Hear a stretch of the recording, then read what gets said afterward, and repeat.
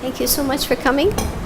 Tonight is the single offering of the overview of the 12th chapter. It's a small chapter, and also you see we've had some technical challenges here. We don't have our projection on a screen, so we've had to arrange that, at least for those participating here, that hopefully there's some visibility on the laptop.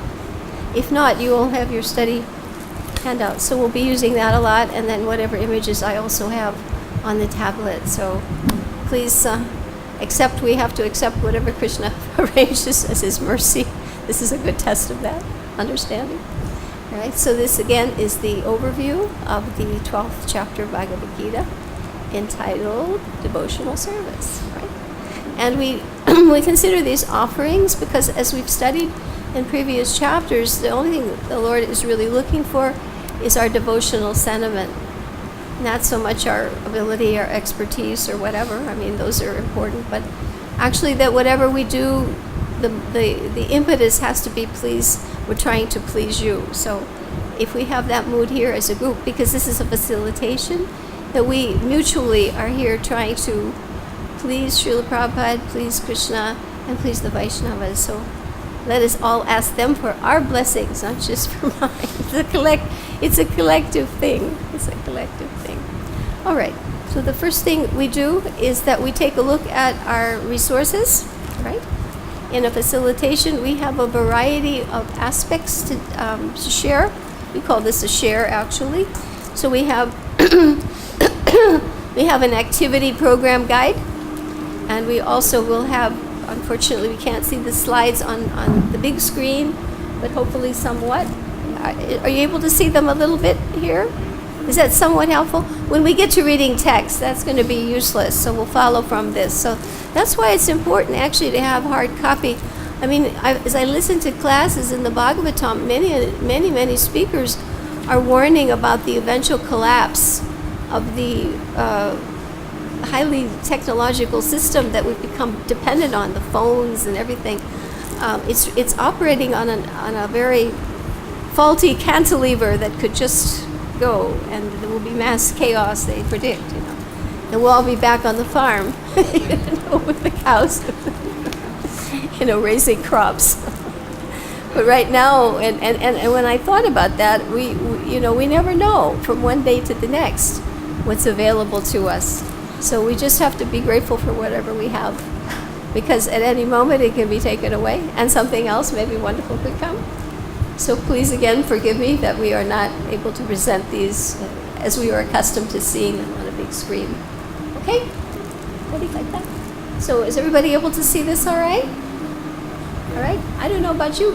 Prabhu, you're fine? You're fine just listening, okay? Well, you're sort of in the same position as the listening audience, except we will be doing some interactives at all. The first principle in effective learning, because mostly here we not only try to cover the information in an overview, but we also try to weave in practical skills for you to apply in your own personal study, and if you are fortunate enough to be sharing with others the philosophy, skills that you can use also to help others advance in spiritual understanding. The first skill is I check my resources, okay? So let's go through this quickly and see what we have, all right? It's always best to know, and even books we have on how to be an effective reader, the first thing they do to tell you is you don't start reading word for word, you check out the cover and the back and you look at all the breakdowns and the topics. So these same principles are applied everywhere, not just here. It's nothing new, people just are not accustomed to, shall we say, transposing it into the study platform. All right, so the first thing you have is the cover. And it's called what? What's on the cover? You get a lot of questions. Loudly, everybody? Okay, that's the title of this chapter. All right. What we're going to do, too, is I'll put forth a question, and that's just to arouse some curiosity and some participation.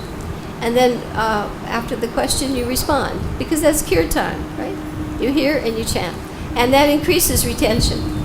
The more you involve your senses, the more you remember. And that's what we're trying to do, is think of Krishna. Right. And please Him by studying. On the reverse side of that, we have a sloka.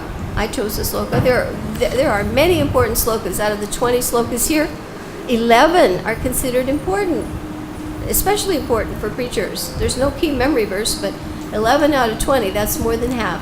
So I chose this one, 6 to 7, and this delineates the qualities of one who is engaged in devotional service, and he's actually a candidate for being swiftly delivered from the material ocean. So we want to be delivered by Krishna. So that is a combined sloka. We'll find also in this section that there are 4 sets of combined slokas. Out of the 20, you have, we call them twins, 4 sets of twins. Okay. Then we have our information fill-out section. I don't like to call it a study bank. It's a study information bank, but it's just a general. These are our basic, what shall I say, facts that we really need to walk away with today. In a facilitation, it means when I step out the door after the prescribed period, what will I know, what will I be able to do, and what will I be after the prescribed period?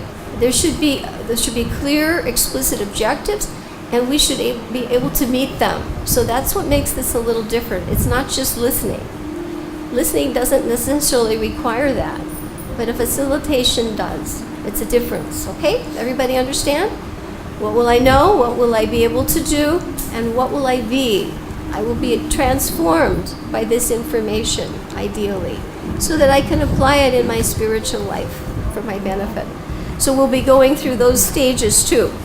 All right? After that, and those are very basic, from general to specific stages of effective learning. Then we have what we call content word verses. The verses are presented according to the main topics, 3 in this chapter, and they are bold-faced according to content. So a wise student looks for the content words first. Not that he won't read everything, because every word is important, but there are certain words that really carry the message. So that's for your practical. When you're reading the slokas, you'll find that, how often does Krishna say me, surrender unto me, that my personal feature. All right? So you'll find that is divided into 3 sections, and it helps you also orient where are the slokas that we're focusing on. Then we have the key thematic verses, and that constitutes a large, even though it's a small chapter, that constitutes a large portion of this activity sheet. Because, again, we said out of the 20 slokas, 11 are considered key thematic.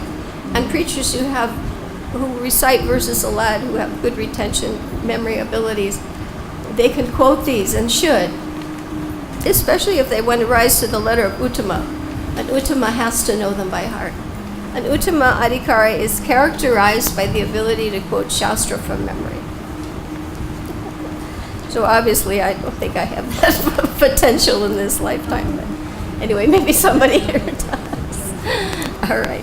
First of all, he will never speak anything that is not backed up by Shastra. And a Madhyama Adhikari, those of you who are sitting here today in this hot, muggy weather, you qualify for that level because you are attempting to know Shastra. The Kanishta he won't be so interested. And unfortunately, he will not have the sufficient knowledge to have the philosophical strength to advance, at least, and even to stay in spiritual.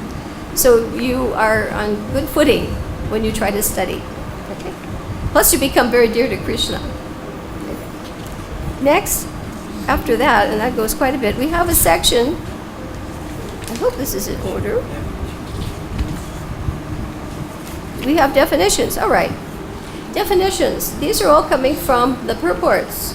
Wherever Prabhupada has defined a term or wherever he's quoted another reference, that has been presented here, plus where you find it. And this is also divided into the 3 topics. Okay, so again, you'll find that this just helps you. For instance, how does he define nirguna? Prabhupada will often give us a very interesting understanding of a word. For instance, the word silent. If someone says, oh, silent, that means I don't speak anything. But Prabhupada's definition is completely different. He says, no, you speak, but you speak only about Krishna. So it's nice to know what he said in the purports, because if you get the word-for-word transliteration, you may not get Prabhupada's philosophical understanding of that.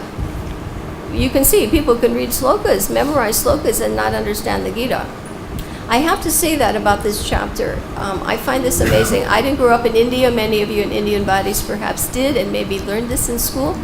But I've heard that out of the 18 chapters of the Gita, 2, not too long ago, were required in the schools to be memorized. Chapters 12 and chapter 15, both of which have only 20 verses. And the conclusion in both of them is that Krishna's personal form is superior to the impersonal. And yet the whole country is convinced of the opposite. Right? It was Prabhupada who came back and boldly said, I'm sorry. Krishna is the supreme person. He's a person. And it's not the impersonal absolute that's supreme. So I thought that that was amazing how, unless one has the guidance and the blessings of a pure devotee, he will not understand Bhagavad Gita. And he will be misled by others who don't understand it either. So we're fortunate to be sitting here, and we will, again, without Prabhupada's purports, what footing do we have to speak? Okay? Everybody get a study guide? All of you who are here? Okay. Hey, Sudama, good to see you. You used to be one of my students when you was a little boy. All right. So now we will, after that, it's a very lengthy section. It's not there for you to sit and memorize, but it's your little pocket dictionary, right? It's your glossary for this chapter. These are meant especially, too, we're hoping, we have some nice devotees here who are helping at the VIG, that they can implement these there where students are required not only to study and pass tests, but have to write essays. So I hope this would be helpful for them. You know, it's a lot of the work's been done. We've sort of dissected, like a doctor, we've dissected the chapters so that you can easily reference whatever information you need. And we have analogies and examples. That's also a requirement for study. What practical, concrete information has been given to me that makes a philosophical point vivid or clear? Philosophy isn't that easy to understand, but Nyaya philosophy says that analogies are used in Shastra because the common man cannot necessarily relate to the abstract. And they use the example in Nyaya of the branch of the tree against the moon. He can relate to the moon because he sees it through the branch of the tree. Otherwise, just looking at the moon, it doesn't come close. Try it. The moon's up there, but you see the branch. Suddenly the moon comes very close. So that's called Nyaya, a philosophical explanation of why in the scriptures, to assist the common man. Most of us fall into that category, right? After that, we're going to have a values checklist. Remember we said there were 3 objectives? How many? 3. Knowledge, skills, and values. So these are your values checklists. We've gone again, each time, we've gone through the same material but with a different perspective. Here we've gone through to see what Prabhupada establishes as the criterion for someone who wants to become a pure devotee. Now someone may say, oh, I don't have a chance. But actually we have to have the aspiration, or how will we have a chance? If you don't try, if you don't know what's required, how will you ever, ever, ever get there? You at least have to know what is the criterion.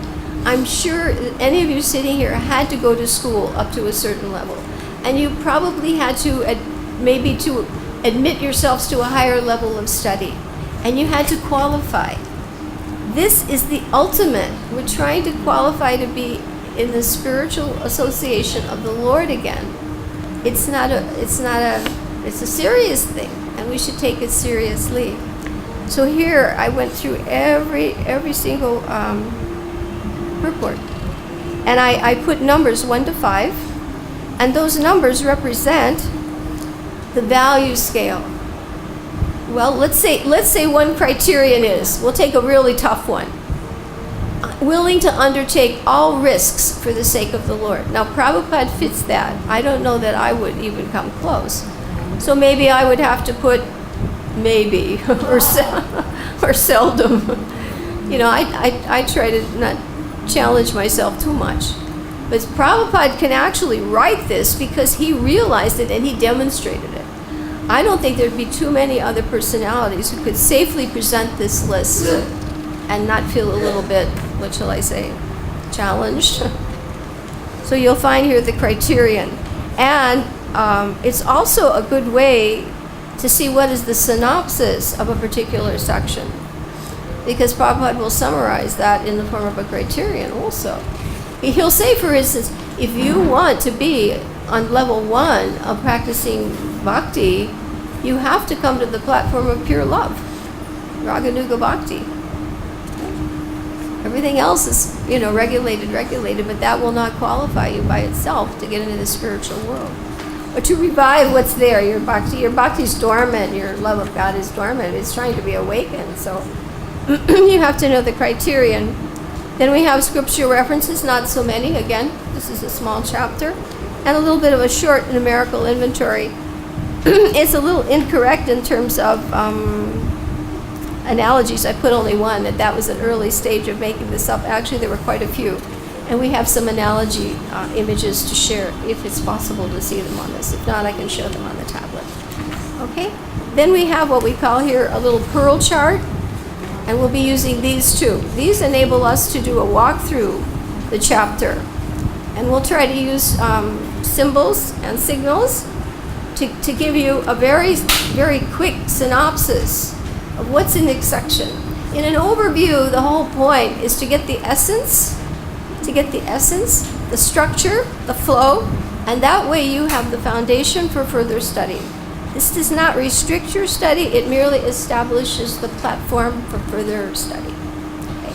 This is not meant to say I stay at grade 1, but unless you're solid on level 1, you cannot advance, right, to level 2, 3, 4. So we've incorporated 4 charts in the back, from which I've also made slides, and I feel really bad you can't see them on the screen. I stayed up really late making slides, but anyway, Krishna's here to test our determination.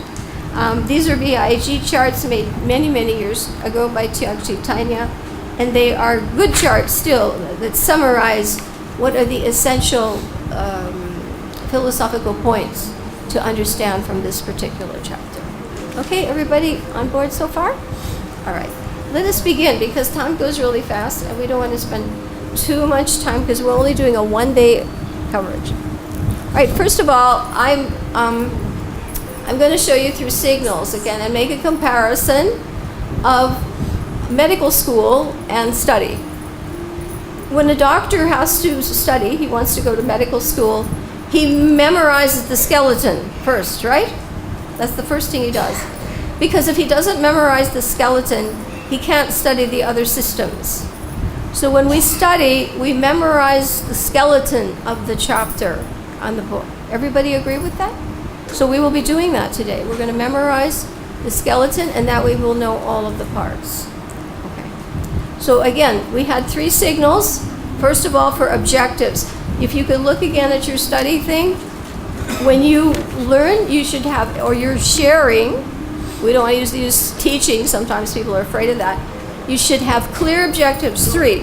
How many? The first one is what? Knowledge. Can you say it? What will I know that I didn't know before I came here? Okay, so that we've defined that, because that's here what we have to learn. The second is, what will I be able to do? That's a skill. All right, we're going to be learning how to actually connect verses. We're going to use the skill here, making connections, to see how these sections connect progressively. Skill doesn't have to be just with your hands. Skill can be a mental skill. And the final one is values. This whole section, Prabhupada said there's only one lecture on this section. This whole section is meant to show us how to become dear to Krishna. From verses 13 to 20, qualities that will endear us to Lord Krishna. We need to know what he's looking for. He's not looking for envy. He's not looking for selfishness. He's not looking for ingratitude. Right? He's looking for the opposites. So these are the things that we really need to know and assess ourselves. When I walk out of here, will I be transformed? And let me warn you, you've come. You're going to hear something. Once you hear it, your accountability goes up. Right? If you don't know it, it's not as bad if you don't do something. So be careful. Some of you may want to leave right now. If you hear something, for instance, if somebody tells you eating meat is bad, it brings a sinful reaction. Someone may say, oh, I don't care. But he's heard it. He's heard it. That means the next time he's going to be assessed on a little bit higher platform. That's why the sannyas order is so dangerous, because on that platform they are expected, much more is expected than on a lower level. Okay? So as we progress in spiritual life and we hear more, we have knowledge, and knowledge is powerful because it burns sinful reactions, but knowledge also means I'm more accountable. Krishna is expecting more of me. Okay? So we're rising now in expectations. So you remember that? Knowledge, skills, and values. You want to be transformed by information transformation. It's a saying in the West. All right, now, the next stage of learning. General information. The most general things I need to know. Okay? So what is the most general thing we start with chapter 12? What's the most general thing we would start with chapter 12? Think about it. This is a little bit of a taxing thing. Mostly people, that when you ask them to think, it's a little bit like yoga. You have to do a warm-up with them. So first thing we need to know is that we are in what book? We're in the Bhagavad Gita. We figured that one out. Okay, that wasn't too tough. All right, now we need to know what chapter we're in. What chapter are you in? So that much you know. Okay. The next thing we need to know, I always combine the two. How many shlokas are here? 20. Okay, now you can say, in Bhagavad Gita, in the 12th chapter, there are how many slokas? 20. Everybody know that now? Okay. Raise your hand if you learned something. Good. You have to pat yourself on the back a little bit. It's like, I need to be reinforced. I'm not just sitting here. So now everybody knows I've added this to my quiver. I have one more arrow in my quiver. I know that there are 20 slokas. And it's one of two chapters that have 20. 15 and 12 have only 20, so they're small. All right, now the next thing I need to know is the title. And I can use a code. The title is, what do you think that means? What's it mean? Devotional service. I bet a lot of devotees can't tell you that. Correct? So what's the title of chapter 12? Devotional service. How many just learned that? Don't be ashamed. Raise your hand. Because it's important. The thing we do here is it's not exclusive. We are here teaching inclusively. That means everybody needs to be on board. Not just the fellow who's had VIG and he's a scholar. We have to help everybody. Do you see the difference? So now everybody knows this chapter is devotional service. It has 20 slokas, and right, it's in the Bhagavad Gita. Right, we know that much. All right, now the next thing, that is what we call the most general information. We also have to identify which section it's in. So where are we? There are 3 sections, like a sandwich to the Gita, and we're in the middle section. What do we call the middle section? Anybody know? Bhakti-yoga, right. Each of the sections is yoga. First one is karma yoga, right? The second section, I'll put all 3. First section is karma yoga. Then we have bhakti yoga. And the last one, and they've started this already, is what? Jnana yoga. So we're in the middle. This is the heart of the Gita. Everything is protected. This is in the middle of the Mahabharata. In the middle of the Gita is the 9th chapter and the chapter Sloki. So it's all carefully protected here. So we're in this section. Okay, and this is the final one. So this is the summary and the highlight. Everything that's important is here. The whole culmination of these 12 chapters, the 6 chapters is here. All right, so that much you know. Now we're going to go into the topics. All right. Now I don't know if those topic screens show up so well here, but I will put them on the board. All right, this particular chapter has only 3. It's small. Okay. 1, 2, 3. Okay, everybody see this if you can't see the screen. All right. Now we're going to use numbers so we know the size. Now that sounds a little bit difficult to memorize, but it's not too bad. We know that 20 has to be broken up into 3. All right, so we have the first section is 7 slokas. Okay, I don't know if that chart is available there, and maybe they can see it. It's also in those charts, if you look, you have them. Somehow they're sandwiched throughout. That chart is also in your study guide. Maybe let's see if I can find the reference. But you will see a chart that shows by code form and number form. Anybody find it? Yeah, there you go. You found it? Hold it up. Help somebody else find them. Because I can't manage the paper plus the tablet. So you all have to be a study buddy. Help the person next to you. Krishna likes people who serve each other. You've got it. Can you see it on the screen also in color? It's in black and white. Okay? That chart will have the breakdowns here. So the first section, I'll put it horizontally because that won't confuse you. So I have 7 slokas, and then I have 5, and then it winds up with 8. 7 and 5 is 12, plus 8 is 20. Right, it adds up correctly. We know that now. 7, 5, and 8. And I don't see anything but unusual about this, but we'll use this in terms, I identify it with something we can, Krishna conscious. So we can think of 7 mothers right now, and 5 Pandavas, and 8 what? Gopis. Great. Doesn't have to be anything. So we have 7 mothers, 5 Pandavas, and 8 Gopis. So now I bet now a lot of hands go, how many people just learned something? Okay. So now you're learning the skeleton. You cannot get into medical school if you don't know where this shoulder bone goes and this backbone goes in this.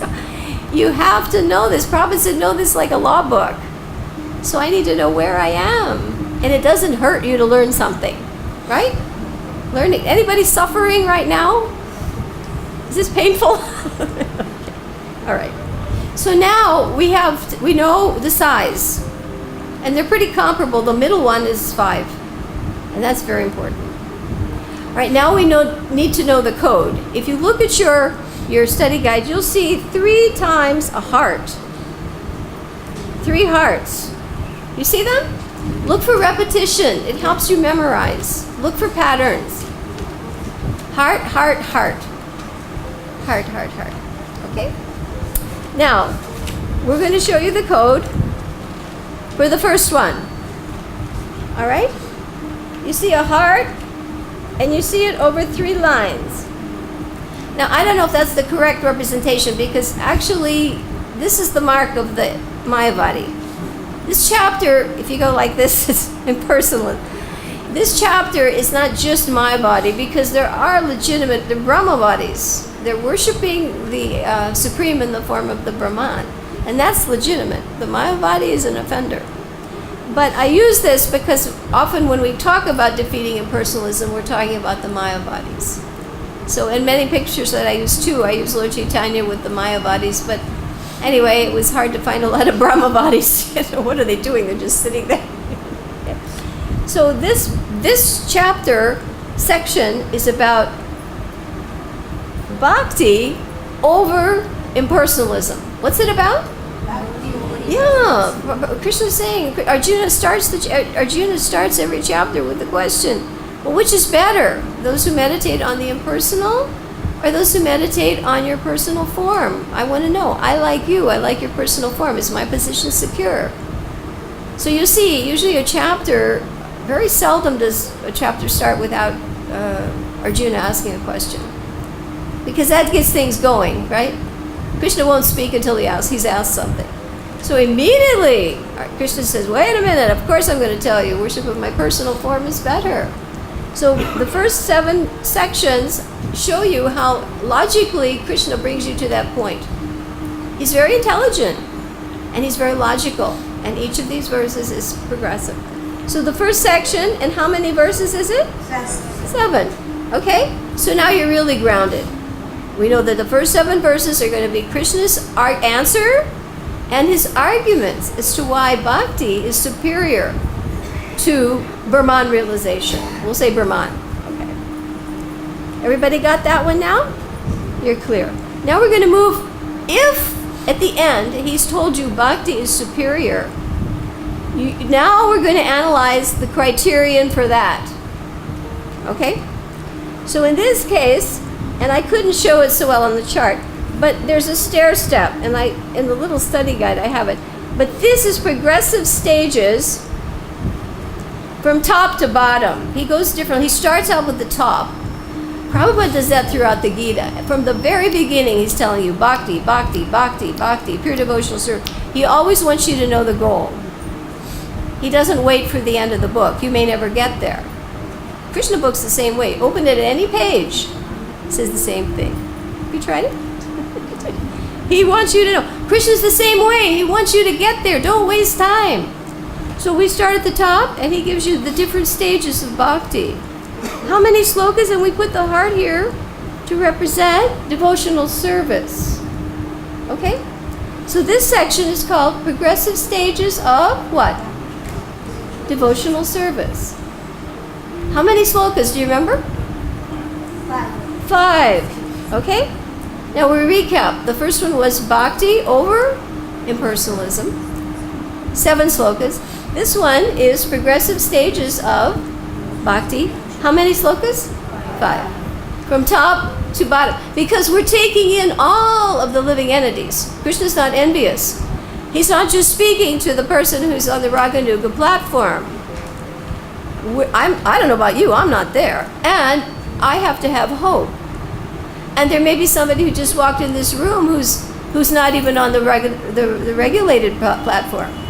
But there's hope for him. In other words, the further down you go, the broader the compassion has to be. And he defines it that way. He's trying to bring everybody back to Godhead. That's his mission in the material world. All right, the last section, I use a little asterisk. Now he has told you that to get back to the spiritual world, you have to qualify. And he will be giving you the qualities, and this time you see the heart, that endears you to Krishna.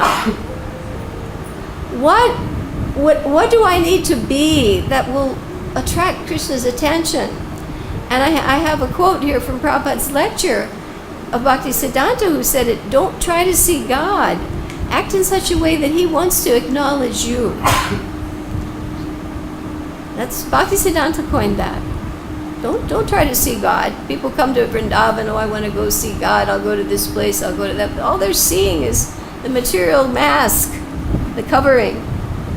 To see God is not cheap, and to see the internal Vrindavan is on the Raganuga platform.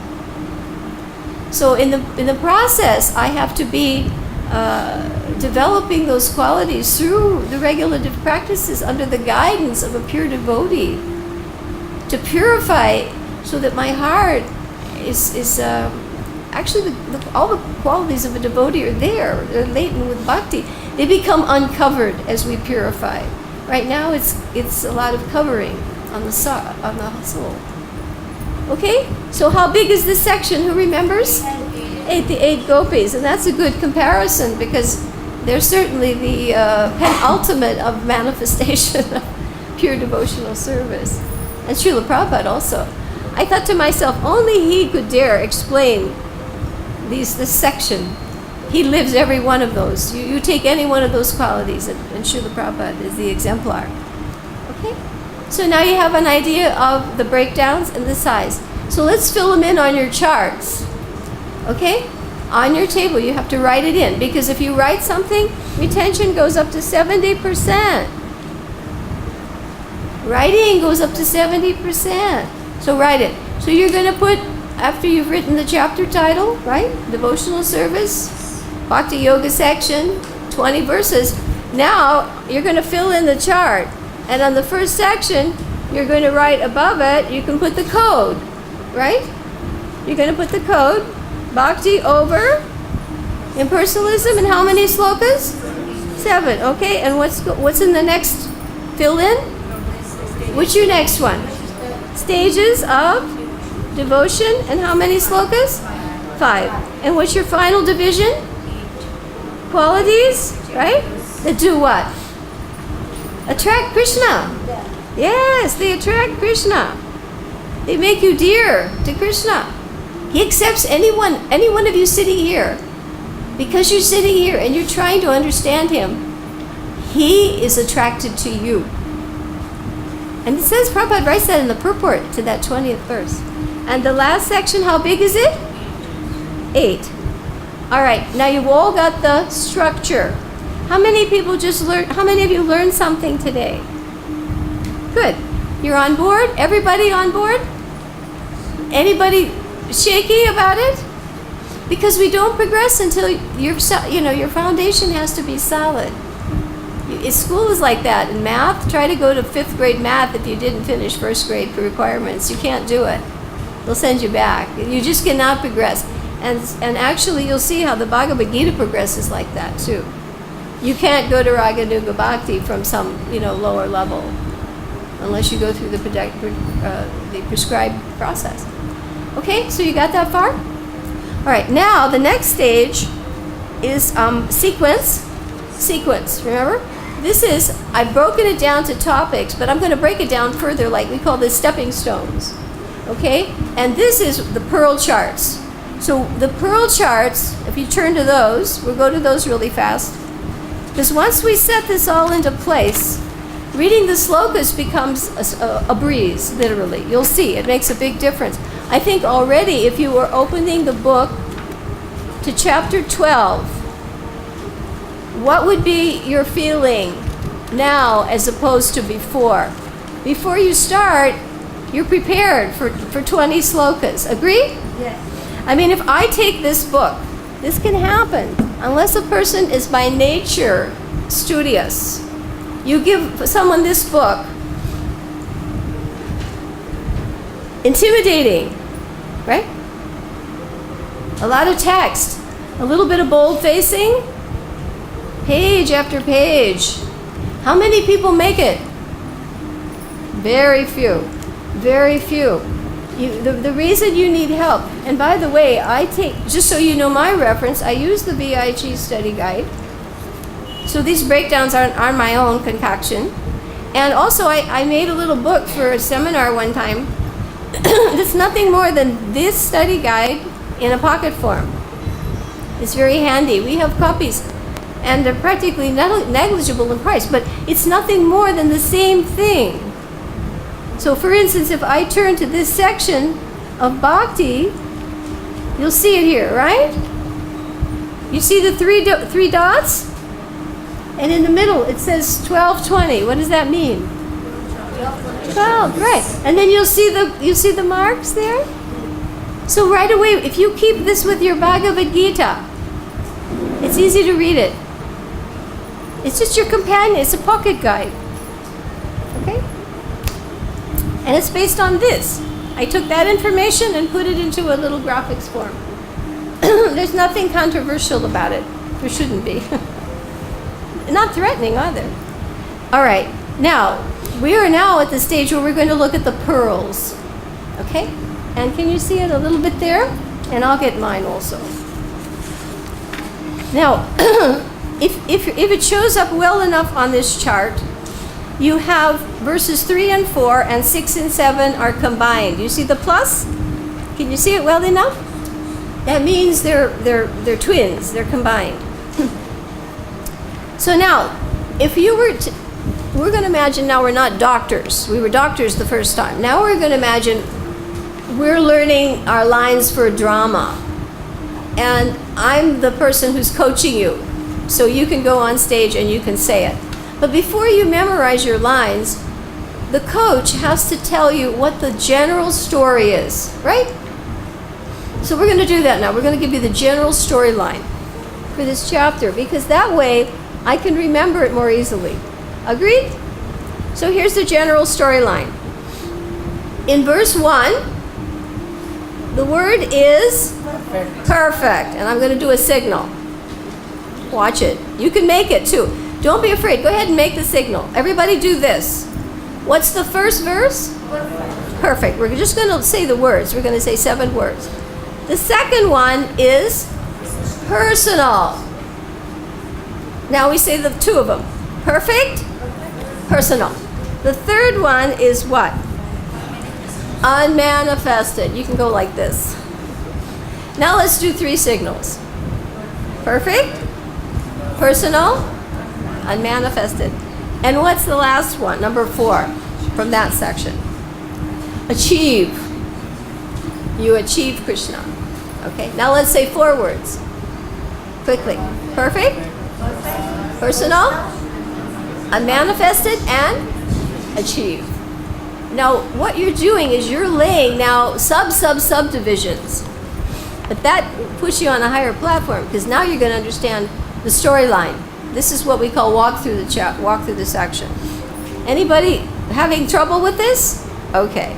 It shouldn't be hard. You just have to be guided. Number 5, a word we don't like. What's that?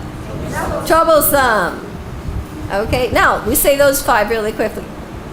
Perfect, personal, unmanifested, achieve, and troublesome. Now, the next one, we want to be what? 6. Devoted, right? Devoted. Because now we're starting that section. These are the qualities of someone who's a devotee. He's devoted. All right, very fast. Perfect. And personal. And unmanifested. Achieve. We're going to achieve Krishna. Troublesome. Number 6. Devoted. And number 7. Swift. Yes, it's a fast process. Krishna comes and takes you.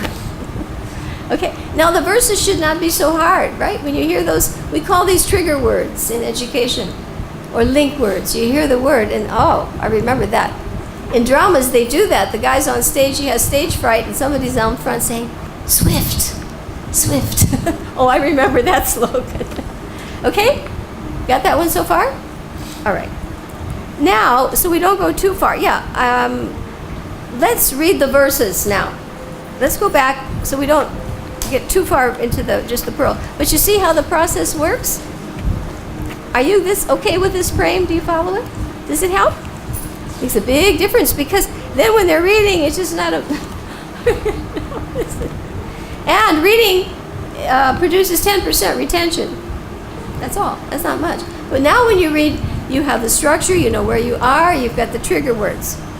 All right, now you're not going to be able to see it so much on the screen, but let's go to the verses, and you're going to see the picture, because there's going to be a picture to help you.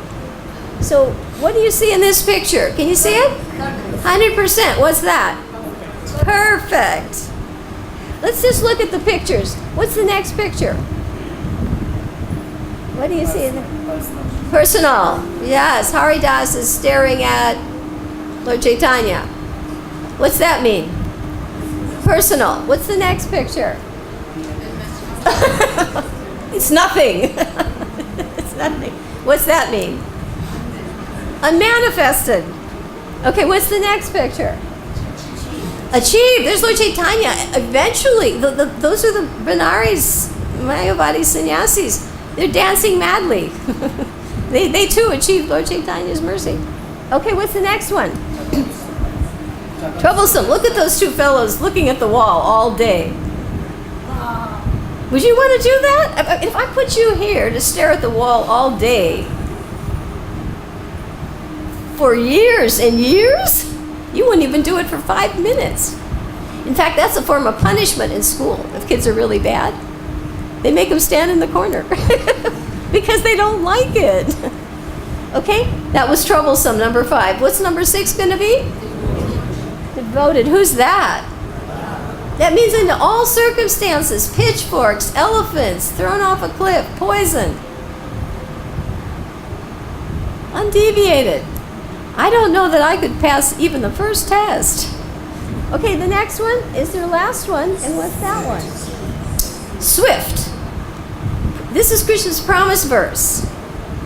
I promise you, I will deliver you swiftly, personally, not somebody else. Swift, reaching down and pulling us up. Okay, should we have fun reading the verses now? Are you prepared for them? When I say, now I will read, but when I stop, you loudly say the next word. I think Sudama, you were in my classes when we did that. You remember them? I had a group of boys who, some could read very fast, some couldn't read at all. And every day for 1 hour, we would go around in circles. And we would do this. And I would read a little bit, and they'd all have to read the next word. And in 1 month, all of them learned how to read. Just by following along. Okay? So everybody loudly say the next word when I stop. So there should be a smooth flow. Okay, here we go. Arjuna inquired, which are considered to be more? Oh, you got the key word. Those who are always, notice other words, always properly engaged, not just anybody, engaged in your devotional service, or those who worship the impersonal, Brahman, the unmanifested. A lot of people are coming, Mataji. You want to make sure they get the brochures? Oh, they're finished. I'm surprised. Usually I thought not so many would come today, so we never know. When we have a lot of them, nobody comes. When we have a few, everybody comes. Krishna plays tennis with us. Have you noticed? All right. So you know what the key word was. Number 2. What's the key word going to be? Look out for it. The Supreme Personality of Godhead said, those who fix their minds on my personal form and are always engaged in worshiping me with great and transcendental faith are considered by me to be most perfect. So he's giving his explicit opinion, my personal worship. Now let's go to the next one. This is combined, but now he's going to describe the jnani. The jnani. This is jnana. All right? The jnani. He's worshiping, but he's just looking for knowledge. And he will not realize the bliss factor. He's looking for knowledge of the Supreme. He's searching. This is better than not, but not ideal and tough. But those who fully worship the unmanifested, that which is beyond the perception of the senses, the all-pervading, inconceivable, unchanging, fixed and immovable, no action, no distinction, nothing. The impersonal conception of the absolute truth. Now here's what they have to do. It's not just so they say, I can do it. They have to do what? They have to control the various, they have to control their senses. They have to be equally disposed to everyone. Not I don't like this guy and I like that guy and I'm a Brahma body. It's inconsistent. They have to qualify for that. And who are engaged in welfare for all people. That's why a lot of these guys fall back down from the Brahmajyoti and open hospitals. They have to do something. Welfare work. So you understand that combined sloka now? Okay. Difficult. And number 5, he's going to tell you, both in the process and in the realization, it is troublesome. He doesn't recommend it. For those whose minds are attached to the unmanifested, impersonal feature of the advancement is very troublesome. To make progress in that discipline is always difficult for those who are, yes, we must never forget. This is the first thing I heard when I came to a temple. Never forget you are encaged. You are what? Encaged. This body is a prison suit meant for suffering. 3 kinds. Ariyamya, Ariyamika, Aribodhika, Aridaivika. It's meant for suffering. You're encaged. So you're embodied and you're trying to come out of that. And the only way to do it in the embodied stage is through the regulative principles, because you can purify the senses by such engagement. But to sit there and not use the senses and not move and not think, very difficult, especially in this age. Impossible, actually. For perhaps a few, but not for the masses. Now we're going to go to number 6 and 7, in which you get, Krishna's ready. He's told you what I believe. He's described it. Now he's going to give you the alternative that he wants you to choose. He wants you to choose this. But those who worship me, giving up all their activities unto, notice how many times he says me, 5 times. Me, me, me, me. He doesn't say my impersonal form. He says me, me, me. Devoted to me without deviation, engaged in devotional service, and always meditating on me, having fixed their minds upon me. O son of Pritha, for them I am the swift deliver from the ocean of birth and we must never forget we are all rushing into the jaws of the serpent death. Every one of us sitting here has an appointment. And we don't know when it is. It's a pop quiz. It's a pop quiz. Even if you have an astrologer, he could be wrong. Right? Many people have lived longer than their charts say. Some people knew their charts and they died before the chart. The first child I met in ISKCON was a 4-year-old little blonde girl, and her first words to me were, this is a devotee, death can come at any time. That's heavy for a 4-year-old. She's like Prahlad. You know, she heard that in a previous life. You can see most 4-year-olds are on their cell phones now, doing video games. She told me death can come at it. First child I meet. I said, these people are heavy. These people are heavy. Okay? How did you like that section? How do you like chapter 12? Understand it better? That's good. You're all smiling, obviously. All right, now we're going to go into the next section. Let's do the pearls. Go back to your pearl chart. Remember, you have to do things progressively. These charts are meant to help you, because if you take a little time to learn them, you'll be able to tell the story in summary. Like I for instance, just give you the first section. You can say, well, in this section, Arjuna's going to ask what's more perfect, and Krishna will say my personal form. And then he say those who worship the unmanifest, they eventually achieve me too, after long practice. But number 5, it's troublesome. And then the last 2 sections, but those who will fix their minds on me, right? And they're always devoted and engaged in devotional service.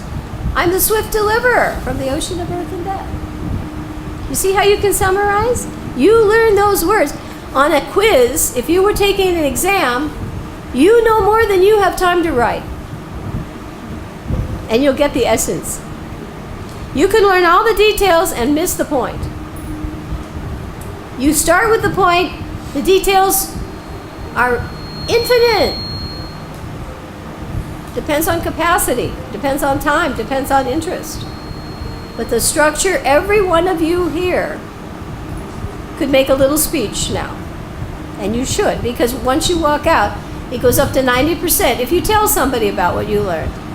Right? That makes you a preacher. And that's what this movement's all about, isn't it? Anybody here who wants to just take it for himself? It's not the idea.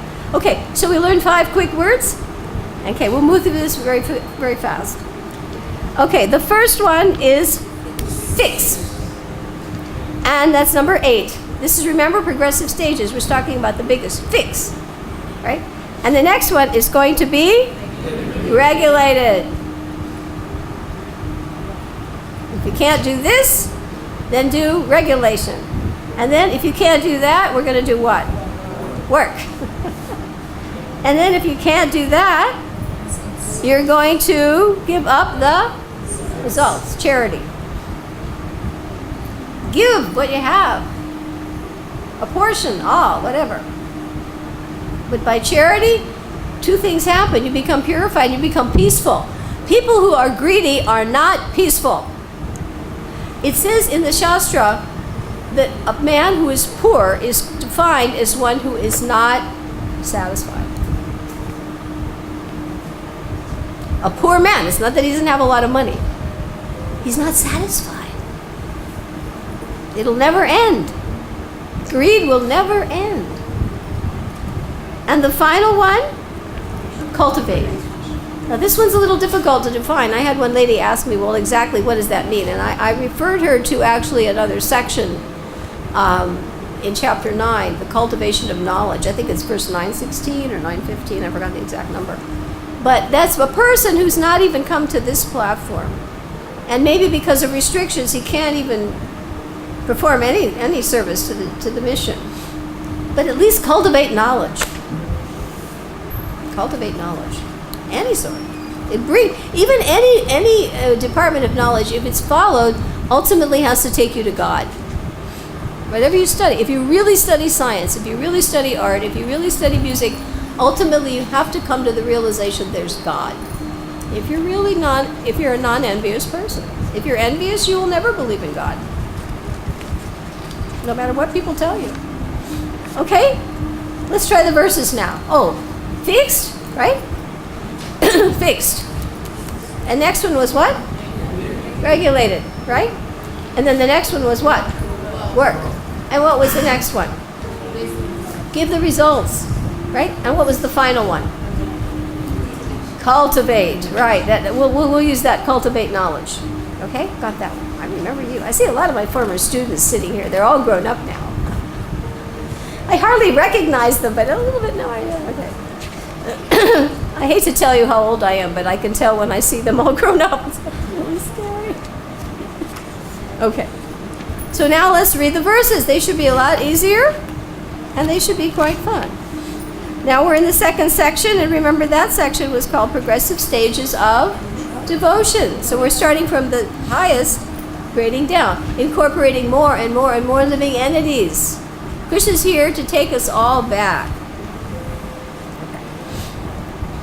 Just fix your mind upon the personality of and engage all your intelligence in me. Notice he says that twice.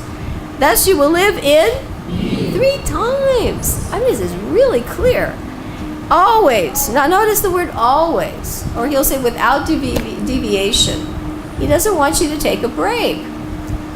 Without doubt. Asamshaya, no doubt. Very important. Number 9. My dear Arjuna, a winner of wealth.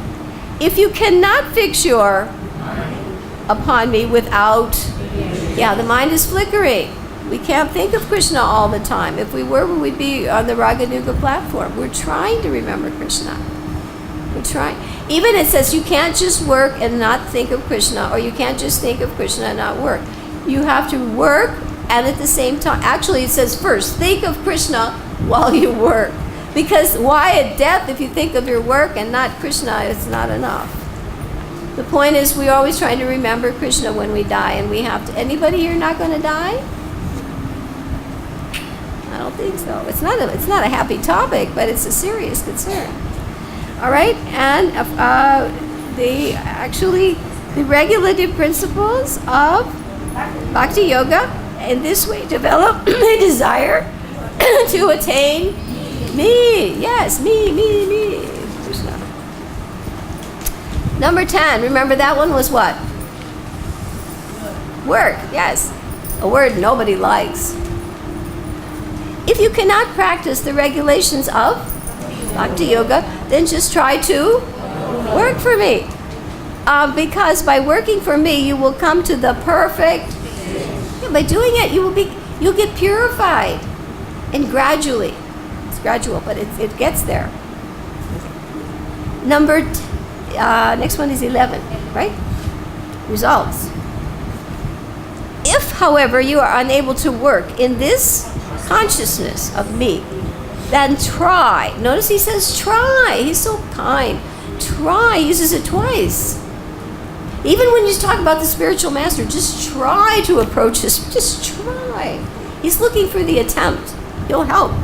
Okay, he said just try to act, giving up the results of your, and try to be what? Self-situated. Right, that means situated in the self, which is you, not the body. The body is not you. It's the cage. It's the prison suit. These are prison suits, everybody. These are your criminal records. Somebody says, oh, look at your hand. I don't like to look at mine. It's everything I did wrong. Okay, next. The last one is to cultivate. Well, if you can't do any of these, we're still going to have room for you. If you cannot take to this practice, then engage yourself in the cultivation of knowledge. Better than knowledge, however, is meditation. And better than meditation is what? Renouncing the fruits of action. Now, somebody asked me what this could mean. If we follow the yoga ladder, it actually goes like that. It's like, first of all, you have to sacrifice your gross things, physical thing, to come to knowledge, transcendental knowledge, chapter 4. But higher than that, if you cultivate knowledge of that level, transcendental knowledge, you come to the level actually of jnana, which is you see everybody on the spiritual platform. You see the soul. You understand the super soul is all pervading. And that brings you to the point of Astanga, meditating on the super soul in the 6th chapter. So every chapter is very logical. The Gita is completely logical. All right? Actually, you'll get to love it if you start to study it. I guarantee. You'll go mad for the Gita. You'll go mad for the Gita. And finally, it says by renunciation of the fruits of action, for by such renunciation one can attain what? Peace of mind. Yeah, the peace formula. Renouncing. What do we renounce? Well, we don't have anything to renounce because it belongs to Krishna. That's the Bhakti-yoga Tapasam. What can I renounce if I don't own anything? This is called knowledge. Okay? Did you like that section? Okay, now we're going to look quickly at the pearls for 8 pearls for the last section, because we want to be consistent about what we do.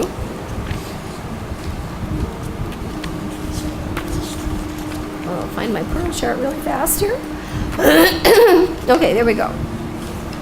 Now here it was hard to choose. Now we have 2 more sets of twins, 13 and 14 and 18 and 19. And then the summary in 20. All right. Now here, I had a hard time choosing. I counted up, and you'll see them here in the study guide under values assessment. Prabhupada delineates, or Krishna, 35 at least. I counted them, 35 qualities. Some are repeated. And Prabhupada explains repetition is not a flaw. It means these are important, and it means you must cultivate them if you want to attain the association of the Lord. If you see something repeated, like equipoise, he said it in different ways, but equanimity and fame or infamy or loss or gain or happiness or distress, it's the same word. But so there were 5, I found about 5 major ones. Non-envious, that's number 1. That's the basic reason we're here. We're envious of God and everybody else. So those main ones have to be really dealt with. Equanimity. Like today, I didn't have a projector, so what do? I have to do something. I can't just throw a tantrum. Right? It's not going to work. And it won't get you, figure out what can I do with what I have, right? Okay, so for number 18, we'll just read these. He's a kind friend to everybody, right? Everybody likes somebody who's a friend? Yeah. And he's what? Satisfied. Oh, that's a big one. That's a sign of a Brahmin. Dissatisfaction. You know what the problem with dissatisfaction is? You make more bodies. I want this, I want that, I want that, and you, every time you planted another seed. And Krishna's listening, and he'll give you the body to fulfill every desire. Those seeds are like banyan seeds. You plant them, hundreds of trees, the potential in one seed. Hundreds of lifetimes. Oh, I would love to be a Sanskrit scholar. Next body. Watch out, especially in Vrindavan. Very heavy. Be satisfied. What's the next one? Equipoised. No matter what comes, good, bad, evil, difficulties. Doesn't move him. He's equipoised. And the next one. Is that expert, right? Expert. Yeah, I look for things. We have expert and equal, which have two E's. Silent, S. I look for repetition. He's expert, equal. And number 17, he renounces. Again, he renounces auspicious and inauspicious things. Things that we would think, wait a minute. He's so renounced. He sees everything. He sees Krishna behind everything. Really high state of bhakti. Very elevated. Prabhupada even says, this is a state rarely attained. But it must be aspired for. Number 18. Equal. Again. Friends and enemies. No distinction. He sees on the spiritual platform. And the next thing. Silent. That means I speak only about Krishna. You can tell how evolved a person is by what they say. A man is judged by his speech. If he's speaking only about Krishna, he's a Mahatma. And the last one, I love this imperishable path of devotional service. One who undertakes this imperishable path of bhakti-yoga. Right. He's very dear to me. Okay, let's try those verses really fast. And then we'll try a few special slides, category slides. Because I want you to get the essence. And we also want to know what are the themes in this chapter. So we've done basically the major work today. Okay, now let's go to our last section, and we'll read those qualities together. I'm not following things easily. Here we go. You'll see, it's 8 slokas, but a lot of qualities, 35 packed in. But you've got a glimpse. One who is not, big one, first one, not envious. A kind friend to all living, not that we, love our neighbor and kill the cow. Who does not think himself a proprietor. Yeah, you don't own anything. Is free from false ego. Who's equal in both happiness, distress. Who is, that's a biggie, tolerant. That's a big one. Who is always, what about self-controlled? It's easier to be around people who are self-controlled. People who throw tantrums are tough friends. Doesn't work, right? Self-controlled. And the next one is engaged in devotional service. Yes. With how? Determination. And his mind and his intelligence are fixed on me. Such a devotee of mine is very dear. Every one of these ends with very dear, except the last one, he's very, very, very dear. We want to get to the ultimate. Number 15. Now here's a good one. He for whom no one is put into difficulty. You don't give people a hard time. If you do, they're not gonna come back. Forget that person. And by the opposite, and who is not disturbed by anyone. That means if somebody tries to put you in difficulty, you don't feel it. That's what Prahlad again. Prahlad, who is what? Equipoise. Remember, in both happiness and right. You see them 2 times now. Did you see it in the first one? You see it again. Fear and now that's a tough one, to not be afraid of anything. That's Prahlad, or anxious about anything. And he's very dear to me. Number 16.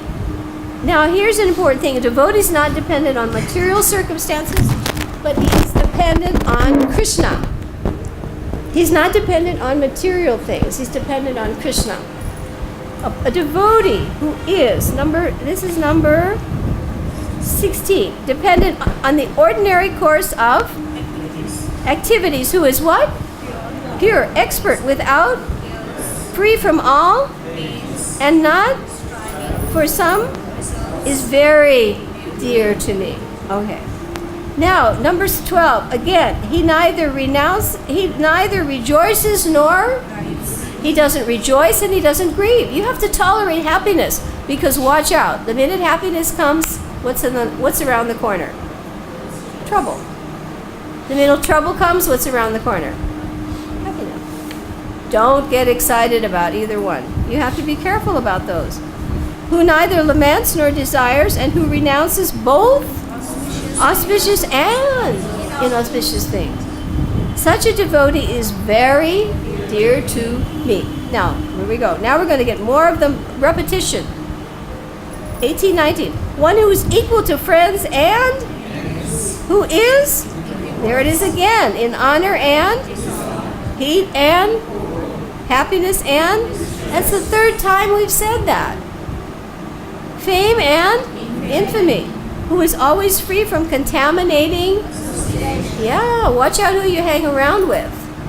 We pick up habits the way we pick up germs. You have to watch your association. And who is silent and satisfied. There it is again. With what? Anything. Who doesn't care for any? Right, wherever I am. It's Krishna's kingdom. Who's fixed in knowledge, and who is engaged in what? That's always important. Don't just try to have good qualities. You won't get them unless you perform devotional service. That's the way you get good qualities. That's the process. And such a person is what? Very dear to me. Now we're going to have the finale. Here we go. Number 20. Those who follow this imperishable path of what? Devotional service. And who completely, notice the word, engage themselves with faith. Not just completely, but I don't believe in this. It's nothing, I don't have anything better to do. Right? Making me the what? Supreme goal. Are very, very dear to me. Now I want to have a few slides and we're going to let you go because it's running over time. But I worked till 2 o'clock one night to make these slides. And you have to see them, otherwise I'm not going to be equipoised. I'm going to throw a tantrum. Okay, here we go. And I'll show them on my little tablet too. Are you Kishore Manu? Yeah. I'm the one that gets the messages every day. He's on my mailing list, and every day I know he got the message. I figured that was you. Okay. Thank you very much. And we'll give everybody, if you want my email, you can get all this information, all these slides. We just uploaded chapter 11, and after this we'll upload chapter 12 on the Google Drive, and it's all free. Right? You see, did you get them? Is it helpful? Yeah, it's like a year or 2 years of work, so have to do something with it. Okay, there's his name. There you are. My message just came in. Okay, I'm going to go to my pictures, and I'm going to share the slides I stayed up till 2 o'clock doing. All right. Okay. These are like, these show you that in this chapter, listen carefully. In this chapter we have 3 comparisons. How many? 3. Each one of them is a subdivision. The first one, you see the T here? Can you see it? That means we're going to get 2 kinds of transcendentalists. How many? 2. And they are what? Personalists and impersonalists. That's the first, because often in every chapter you get a comparison of what you should do and what you shouldn't do, or which is better and which is not better. So that's the first comparison. Now I showed you in code form. We're going to see it in more developed form. Now the next stage is, once I know that personal is better, I move into the next section and we subdivide that into 2 categories. The personal devotional process is either direct or gradual. What is it? Direct or gradual. If you undertake bhakti, either regulation or raganuga, if you're on that level, and they follow a sadhana. It's just that they're not, I think about Krishna and I don't know. They follow sadhana. But they see their swarups. I asked this question of Oh, who's the devotee at VIG? Can't think of his name right now, the brahmachari who's teaching all the time. My memory's slipping. I said, well, when does Raganuga start? When you just like to go to Mangalarti? He said, no. When you see your Swarup. That's really high. You see your internal form. That's the beginning. Now, the gradual process means those who work or sacrifice the results or cultivate knowledge. We're going down the staircase, right? So this subdivision of processes is in direct and gradual. And you'll see a chart on the back from the VIG, which is where I got that. You see this chart? Yeah, progressive stages of devotion. Starting at the top of the staircase. You see what I have there? Yes. Going down to work, results, and cultivation. Okay? You got it now?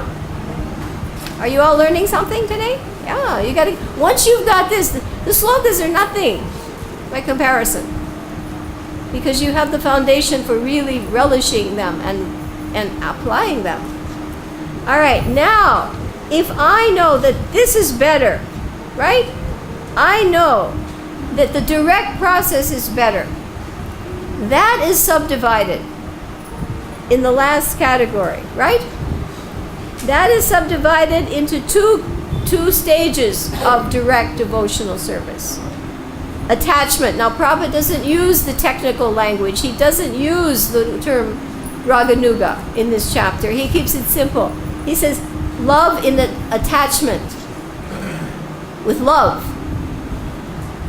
Or by R for what? Regulation.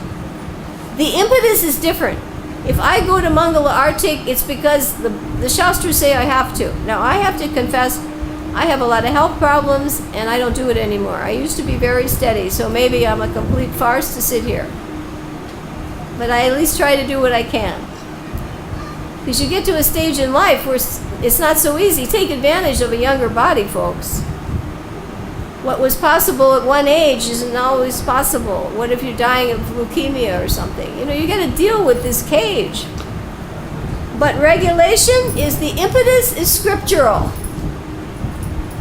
I have to do it. Guru says do it, and I do it. It's troublesome, I don't like it maybe, but I do it. But if the impetus is love, ask yourself, it's different. Have you ever had somebody you really loved? Suddenly you just drop everything for them. Right? It can be a child, it can be a spouse, it can be a friend. No matter what else you had to do, you don't even think of it. The impetus is beyond words. Love is a term that it's a driving force. It has no explanation. It's a driving force. When you can be attached to Krishna like that, he lets you into his association. And you follow in the footsteps of the Brijbasis.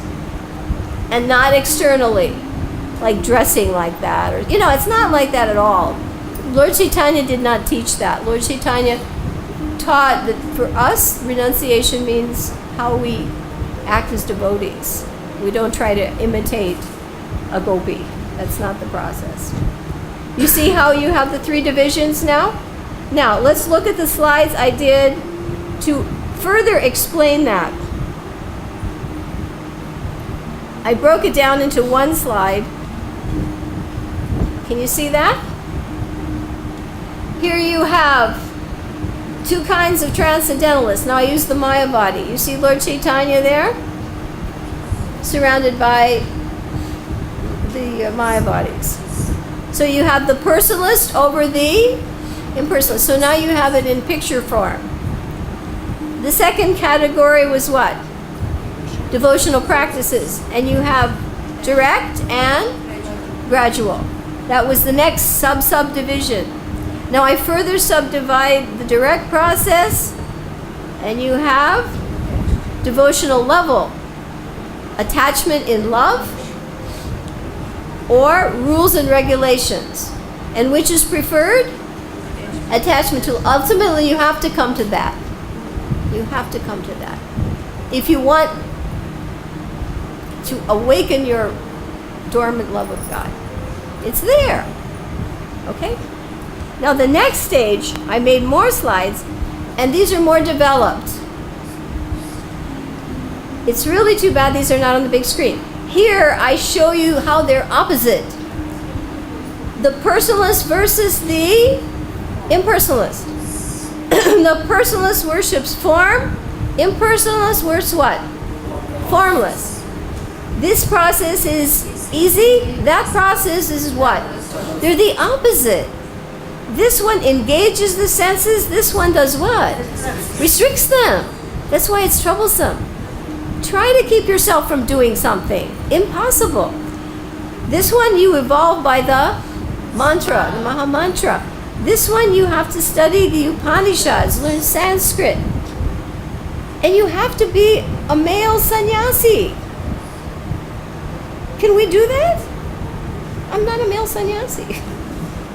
I don't know that I even want to be this. You know what I mean? It's like, it doesn't matter, really. Our process is all-inclusive.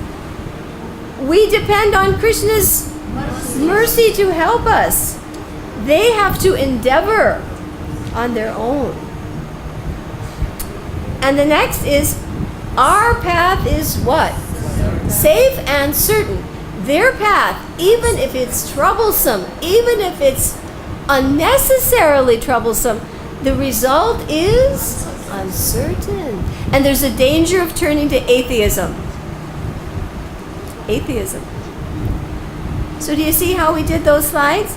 Now, I'll show them also on the screen. We'll just share really quickly, if you'll let me, some more slides I made last night. We're going to look at purport slides. Okay? You've got the first one there. I don't know. Mine are sort of out of order. I may be jumbling around. All right, I'll just, because these were designed. Okay, here's one. It's a sweet slide. This is an analogy slide in the section on 6 to 7. Remember, on the qualities of devotee? And here's Prabhupada as a little boy. He's the perfect example of a loving father. A father who takes care of his son. So they use this comparison that if you take to devotional service, Krishna takes personal care of you. Just the way a father looks after the child. And that way your position is safe. That's 6.7. You look for these analogies. They're sweet. And I put a slide for each one. All this will be available to you. We'll show you the email address at the end. Here's the distinction between, which one do you prefer? This is called nirguna worship, and this is called saguna worship. Nirguna means the absolute aspect of the absolute that has no qualities. Would you like to look at that very long? What's there? Nothing. Or would you look at that one? Which one is you see the difference? Just ask yourself. If you came here and for 1 hour I just had the white light on the stage, would you watch it? You see, I better go somewhere else where there's something happening. Okay, here's a beautiful one. Picture of Prabhupada. Silent. Silent means I speak of Krishna. Okay, you can see it there also. Oh, this is our ending slide. I love this one. Right, always fix your mind on me. And what does he end with saying? The Supreme Personality of Godhead. Not the Supreme Brahman. Okay? And let's see, there were some more fun slides here. I'm jumping around. This one I love. This is coming from 12.8. One who lives in Krishna. Prabhupada says, if you do 2 things, take Krishna Prasad and chant Hare Krishna, right? You like to take Krishna Prasad? He said you become Krishnized. This is a picture of Kurma's recipe for sabji. Kurma's a good cook.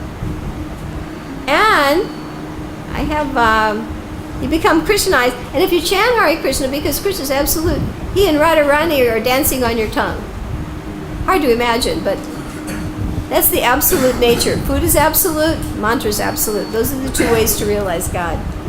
Okay, I had another prasadam picture that I thought was beautiful. This is karma. How Prabhupada said you offer the food and then you eat it. And this was Karma's recipe for cookies.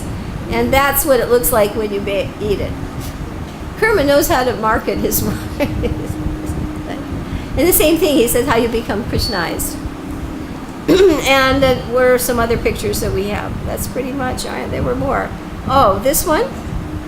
How to give in charity. I found a cute picture. If you can't do anything else, just give in charity. It purifies the heart. And eventually you'll come to realize the best charity is Krishna.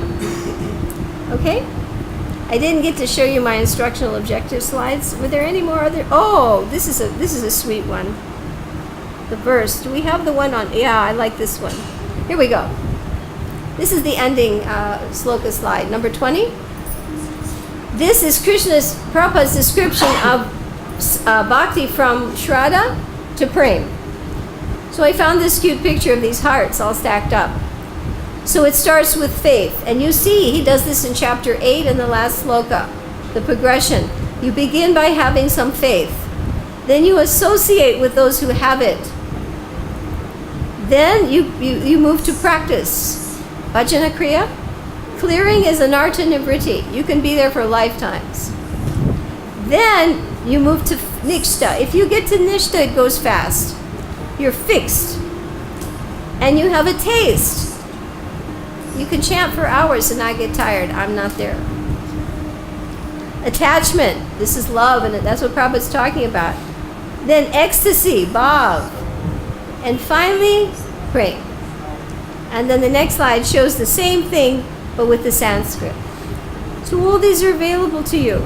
You want to show them my email? If you write that down on your paper and you just send me an email, there are a lot of people here who, you've done that, you do that, Prem's now on my list. You're on my, some people are on my email list. Everyday log, Murli, you're still getting them? Okay. I'm regular, right? I'm up till late at night. He wrote me one night. He said, my God, this went out at 2 o'clock. What are you doing? That's why I get up late. But I have to get those posts out. So I try to be steady, and I try to make them attractive so that you can use them in your own preaching. You know, I mean, I'm not the best of the best, but I try to make them at least pleasing so that you can use them for preaching. Okay? We have a mango for everybody, I hope. Thank you for coming. We didn't have enough study guides. And I hope you found that you learned something today. Knowledge, skills, and values.